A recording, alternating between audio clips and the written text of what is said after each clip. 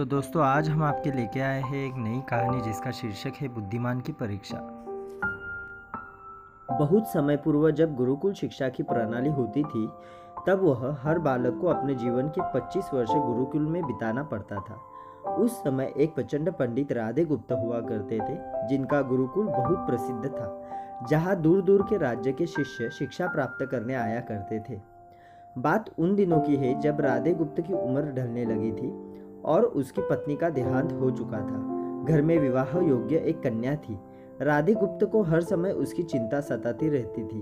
वह उसका विवाह एक योग्य व्यक्ति से करना चाहते थे, जिसके पास संपत्ति भले ना हो पर वह कर्मठ हो, जो किन्हीं भी परिस्थिति में उसकी बेटी को खुश रखे और उचित समय पर उचित निर्णय ले सके। एक दिन उनके मस्तिष्क में एक ख्याल आया और उन्होंने इस परेशानी का हल सोचा कि क्यों न वो अपने खुद के शिष्यों में से ही योग्य वर की तलाश करें।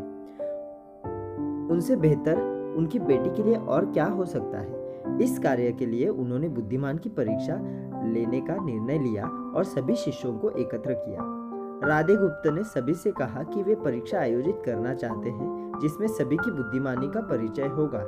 उन्होंने सभी से कहा कि उन्हें अपनी पुत्री के विवाह की चिंता है, जिसके लिए उनके पास पर्याप्त धन नहीं है।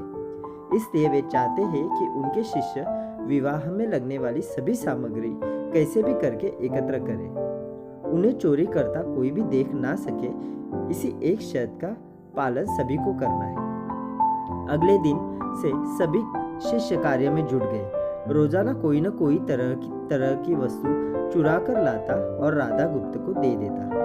राधा गुप्त उन्हें एक विशेष स्थान पर रख देते, क्योंकि परीक्षा के बाद यह सभी वस्तुएं उनके मालिक को वापस करना जरूरी था, क्योंकि वे अपने शिष्यों को सही ज्ञान देना चाहते थे। सभी शिष्य अपने अपने दिमाग से कार्य कर रहे थे, लेकिन इनमें से एक चुपचाप गुरुकुल में बैठा हुआ था, जिसका नाम रामास्वामी था। वह राधा गुप्त का सबसे करीबी और होनहार छात्र था। उसे ऐसा बैठे देख राधा गुप्त ने इसका कारण पूछा। तब रामास्वामी ने बताया कि आपने परीक्षा की शर्त के रूप में कहा था कि चोरी करते वक्त इसे कोई ना देख सके। इस प्रकार अगर हम अकेले में भी चोरी करते हैं, तब भी हमारी अंतरात्मा उसे देख रही है। हम खुद से नहीं छिपा सकते। इसका अर्थ यही है कि चोरी करना व्यर्थ है। उसकी यह बात सुन राधा गुप्त के चेहरे पर खुशी छा जाती है। वे उसी वक्त सभी को एकत्र करते हैं और पूछते हैं कि आप सबने जो चोरी की, क्या उसे किसी ने देखा? सभी कहते हैं नहीं। तब राधा गुप्त कहते हैं कि क्या आप अपने अंतर्मन से भी इस चोरी को छिपा सके? सभी को बात समझ आ जाती है और सबका सिर नीचे झुक जाता है, सिवाय रामास्वामी के। राधा गुप्त रामास्वामी को बुद्धिमानी की परीक्षा में अव्वल पाते हैं और सभी के सामने कहते हैं कि यह परीक्षा मेरी पुत्री के लिए उचित वर तलाशने के लिए रखी गई थी।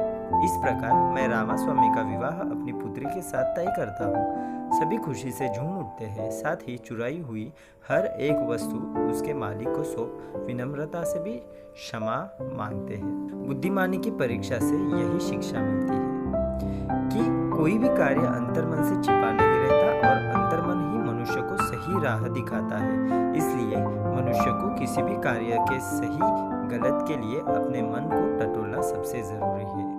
आशा करता हूँ हमारी यह कहानी आपको पसंद आई हो तो हमारे चैनल को लाइक करें, शेयर करें और सब्सक्राइब करें।